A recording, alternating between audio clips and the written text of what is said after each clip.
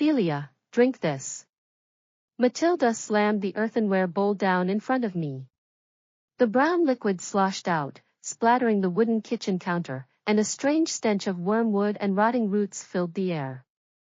I clutched the dishcloth in my hand, my knuckles turning white. Mom, I told you I won't drink this. The doctor said I'm perfectly healthy, I don't need this unidentifiable stuff. Unidentifiable? Matilda snorted coldly. Her withered yellow hair was pulled back into a tight bun, a few strands sticking to her forehead, her eyes as cold as ice. This is an old folk remedy I got from someone in the countryside, specially for regulating your body. You've been married to us for 3 months, and there's no sign of a baby in your belly. What else are you going to drink? I stepped back, avoiding the bowl she held out. Getting pregnant is something that happens naturally. It's not something you can force with these weird potions. Besides, we don't even know what's in it. What if it makes me sick? Make you sick? She scoffed. Would I ever hurt you? Her voice shot up sharply as she reached for my arm. Her nails were sharp and hard, digging deeply into my flesh. I'm telling you, Celia, you will drink this today, whether you want to or not. I struggled to pull away, but she was surprisingly strong. With her other hand, she lifted the bowl and pressed it to my lips. The bitter smell of the liquid burned my nose, making me cough violently. Let go of me, Matilda. This is assault. Assault, so what? She clamped her hand tightly on my jaw. When you marry into this family, you obey me. Roderick works his ass off every day to support this family, we didn't bring you here to be a queen. Just then, my phone vibrated in my pocket. It was a text from my best friend Pamela, asking if I wanted to go shopping today. I instinctively reached for it, but Matilda was quicker, she snatched the phone right out of my hand. What are you doing? Give it back. I panicked and lunged for it, but she stepped back, shoving the phone into her apron pocket and patting it triumphantly, as if showing off a trophy. Give it back? She raised an eyebrow. You won't touch any electronic devices until you finish this tonic. All you do is stare at that phone all day, your mind isn't on having a baby at all. That's my personal property. You have no right to take it. I trembled with anger. Not a single day had been peaceful since I married into this family. Matilda had never liked me, always thinking I was good enough for her son. Now, because I wasn't pregnant, her cruelty had only gotten worse. In this house, I have every right. Matilda slammed the bowl down on the counter with a loud clatter. Either drink the tonic, or you'll never step foot out of this door again. Your choice. I gritted my teeth, staring at her harsh face, humiliation burning in my chest. I wanted to call Roderick, but now my phone was gone. Just as we stood in a stalemate, my father-in-law Samuel walked in from the living room, holding a newspaper. What's all this commotion? Samuel's gaze flicked between Matilda and me, finally settling on me with a look that made my skin crawl, one of scrutiny and greed. It's your daughter-in-law, Matilda immediately complained, her voice oozing fake innocence. I asked her to drink a bowl of tonic to nourish her body, but she refused. She doesn't care about this family at all. Samuel set down the newspaper and sauntered over to me, feigning concern. Celia, Mom is only doing this for your own good. Just listen to her and drink it. You're so delicate looking. If you're not in good health, how will you bear us a big, healthy grandson? As he spoke, his hand casually rested on my shoulder, his fingers brushing against it lightly. I froze, stepping back immediately to avoid his touch, my voice cold. Father-in-law, please show some respect. The smile on Samuel's face faltered for a moment, then quickly returned to his fake kind expression. Oh, Celia, why are you so upset? I'm just worried about you. Worry should be respectful, keep your hands to yourself, I retorted sharply, disgust welling up inside me. Ever since I'd married into this family, Samuel had been making inappropriate advances toward me. Sometimes he'd brush my hand at the dinner table, other times he'd accidentally bump into me in the hallway. Every time, it made me sick to my stomach. I'd told Roderick, but he always said I was overthinking it, claiming Samuel was just an old man who doted on his family. What kind of attitude is that? Matilda flew into a rage when she saw me disrespect Samuel. Samuel is being kind to you, and you're ungrateful? You really have no manners. Whether I have manners or not is none of your business. I took a deep breath, trying to hold back my anger. Give me back my phone, or I'll call the police. Call the police? Go ahead. Matilda laughed disdainfully. What are the police going to do? I'm just asking my daughter-in-law to drink a bowl of tonic. Is that a crime? It's you who's unfilial to your in-laws and disrespectful to your elders. You deserve to be taught a lesson. Just then, the sound of a door opening came from the entrance. It was Lottie and Petra, Roderick's sisters. Both were married, but they loved dropping by their parents' house. Every time they came, they never failed to find fault with me. Mom, we're home. Lottie called out as she walked in. Noticing the tense atmosphere in the kitchen, she hurried over. What's wrong? Did Celia make you mad again?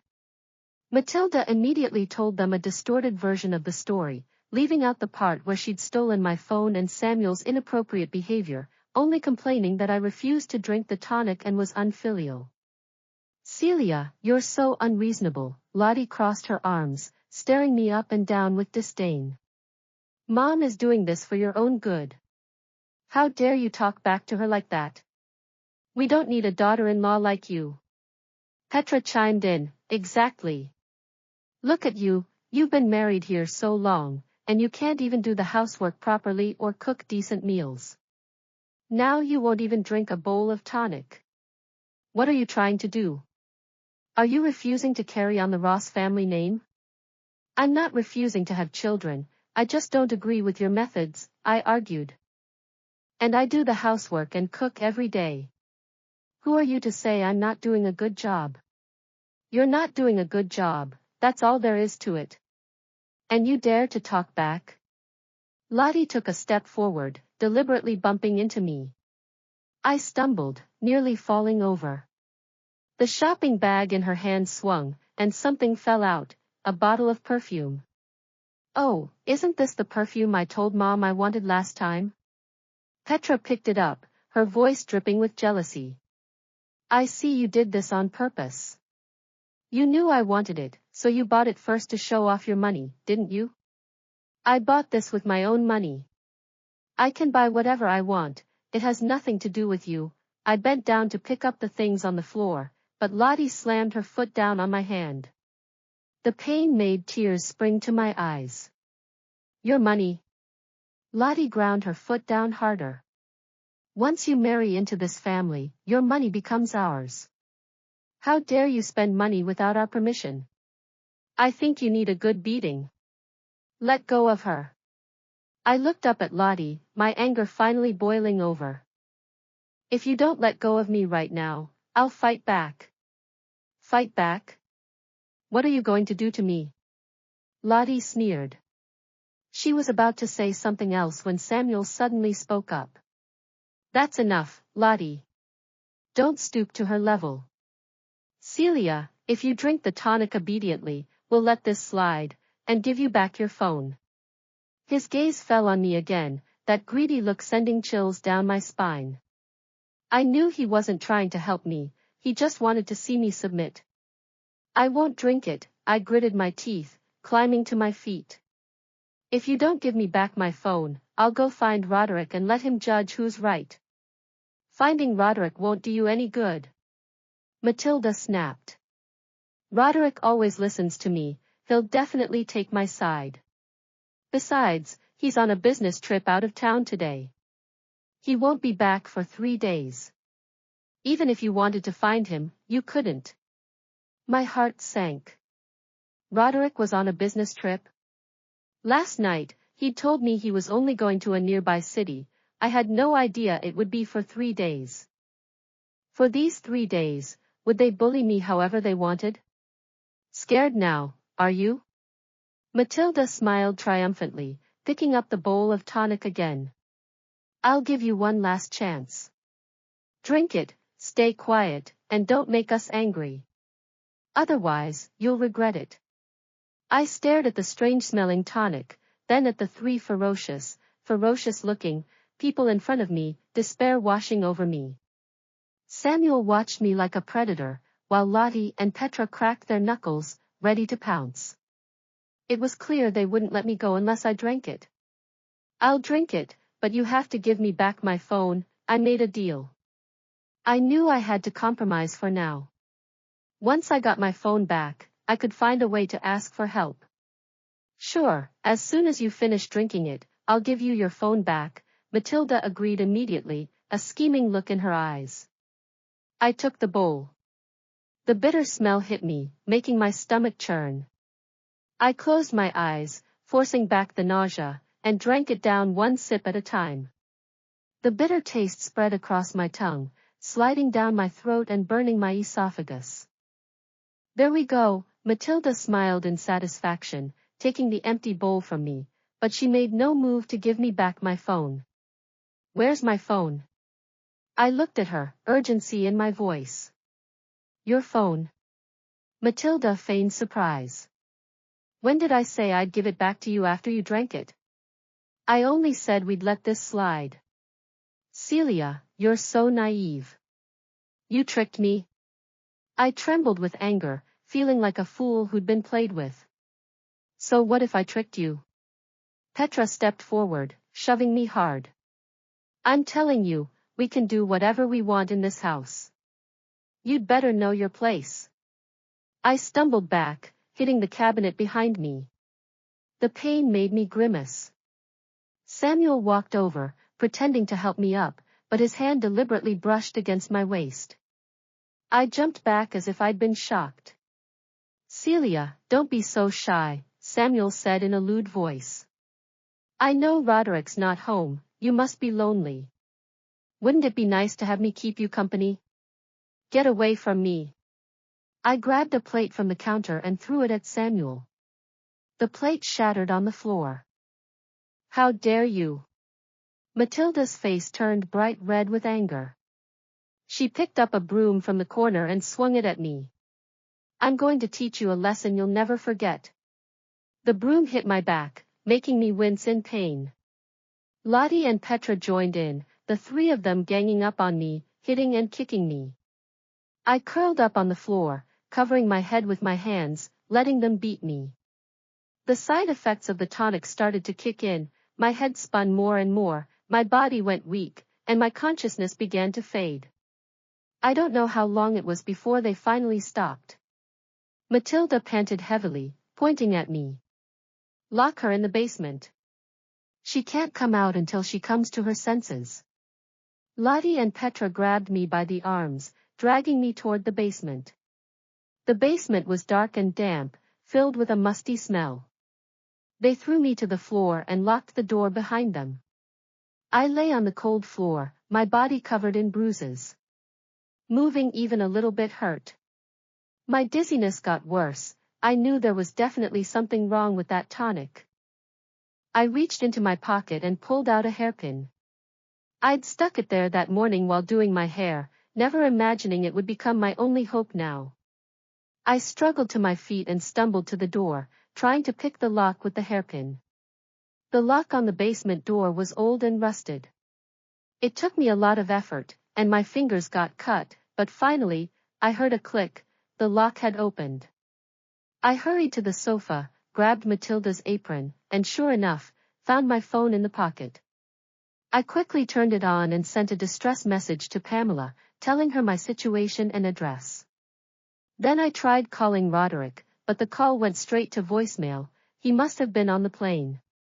Just as I was about to leave, I heard Samuel's voice behind me. Celia, where do you think you're going? I froze, slowly turning around. Samuel stood at the bottom of the stairs, staring at me with a menacing look. I'm going to get some water, I lied, trying to stay calm. Get some water? Samuel walked toward me step by step. I think you're trying to run away. I tightened my grip on my phone, stepping back. Don't come any closer. I already sent a message to Pamela, she'll be here to save me soon. Save you? Samuel sneered. This place is so remote. By the time she gets here, you'll already be. He didn't finish his sentence, but his lewd gaze said it all. He lunged at me suddenly. I dodged to the side, and he missed. I took the chance to run for the door, yanking it open and rushing outside. It was pitch black outside, and the cold wind cut across my face like a knife. Catch her. Don't let her get away. Samuel shouted behind me. Matilda, Lottie, and Petra ran out of the house, chasing after me. I ran as fast as I could, the pain from my bruises throbbing with every step. I knew I couldn't let them catch me. If they did, I didn't want to think about what would happen. Just as I was about to collapse from exhaustion, I heard the sound of a car horn in the distance. It was Pamela. Pamela's car pulled over to the side of the road. When she saw me, she jumped out and ran toward me. Celia. Are you okay? Hurry. Hurry and drive. I grabbed Pamela's arm, gasping for breath. Pamela pulled me into the car, started the engine, and sped away. I glanced back. Matilda and the others stood by the road, jumping up and down in anger, and Samuel's eyes were filled with unwillingness and rage. Sitting in the car, I finally let out the tears I'd been holding back. Pamela handed me a tissue, patting my shoulder. It's okay, Celia. You're safe now. I leaned back in the seat, tears streaming down my face. The strange Tonic, my stolen phone, Samuel's sexual harassment, Lottie and Petra's bullying, the beating, and the chase, everything flashed through my mind like a nightmare. I knew I would never go back to that house. What had seemed like a warm home was actually a cage, filled with scheming, cruelty, and humiliation. I was going to divorce Roderick. I was going to break free from all of this and start my life over. Pamela looked at me, her voice soft. I already called the police, they'll deal with them. And I contacted a lawyer. Tomorrow, we'll file for divorce. I nodded, gratitude filling my heart. If it weren't for Pamela, I didn't know what would have happened to me. The night outside the window was fading, and a glimmer of dawn appeared on the horizon. I knew a new day was about to begin, and my new life would start from this moment.